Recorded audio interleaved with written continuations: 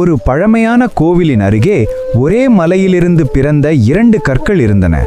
இரண்டும் ஒரே வலிமை, ஒரே வடிவு, ஒரே ஆரம்பம். ஆனால் விதி மட்டும் இரண்டுக்கும் வேறுபட்ட பாதையை அமைத்தது. ஒரு கல் கோவிலுக்கு செல்லும் பாதையில் போடப்பட்டது. தினமும் மனிதர்கள் அதன் மீது நடந்தார்கள். வண்டிகள் அதன் மீது ஓடின. மழை, வெயில் அது சகித்தது. யாரும் அதை கவனிக்கவில்லை.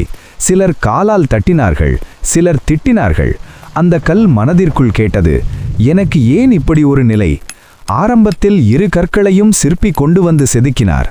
பாதையில் போட்ட கல் வலியை தாங்க முடியாமல், என்னை விட்டுவிடுங்கள், எந்த மாற்றத்தையும் ஏற்றுக்கொள்ளாமல் என்னை விட்டுவிடுங்கள் என்று கதறியது. அந்த கல்லை கோவிலுக்கு செல்லும் வழியில் பாதை கல்லாக போட்டார்கள். அனைவரும் காலடியால் மதிப்பட்டு கிடந்தது. இன்று அதற்கு மதிப்பு இல்லை. மற்றொரு கல் ஒரு சிற்பியின் கைகளில் சென்றது. அங்கே அதன் வலி இன்னும் அதிகமாக இருந்தது. சுத்தியலின் அடிகள் மீண்டும் மீண்டும் விழுந்தன. ஒவ்வொரு அடியும் ஒரு வேதனை. அந்த கல் கதறியது, என்னை ஏன் இவ்வளவு வலிக்கச் செய்கிறாய்? சிற்பி அமைதியாகச் சொன்னான், இந்த வலியை நீ ஏற்றுக்கொண்டால் மட்டுமே உன்னுள் இருக்கும் தெய்வம் வெளிப்படும். அந்த கல் வலியை எதிர்க்கவில்லை. ஒவ்வொரு அடியையும் ஒரு மாற்றமாக ஏற்றுக்கொண்டது. மெதுவாக அதன் உருவம் மாறியது. கண்கள், கரங்கள், முகத்தில் ஒரு அமைதி. இறுதியில் அது கோவிலில் பிரதிஷ்டை செய்யப்பட்டது. மக்கள் மலர் சாத்தினார்கள், விளக்கு ஏற்றினார்கள், தலை வணங்கினார்கள்.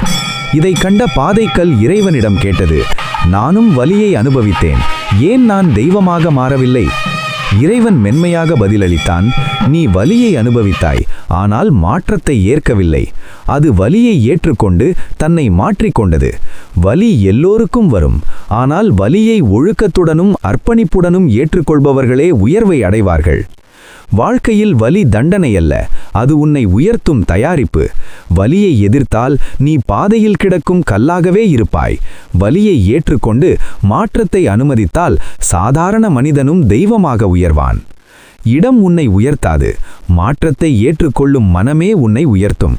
இப்போதும் நேரம் உள்ளது. மாற்றத்தை மகிழ்ச்சியாக எதிர்கொண்டு மதிப்புக்குரிய மனிதர்களாக மாறுவோம். மாற்றத்தின் போது நிறைய சோதனைகள் இருக்கலாம். அதை நீ வேதனைகளாக பார்க்காமல் நம் முன்னேற்றத்திற்கான பாதையாக பார்த்து வாழ்வில் உயர்வோம்.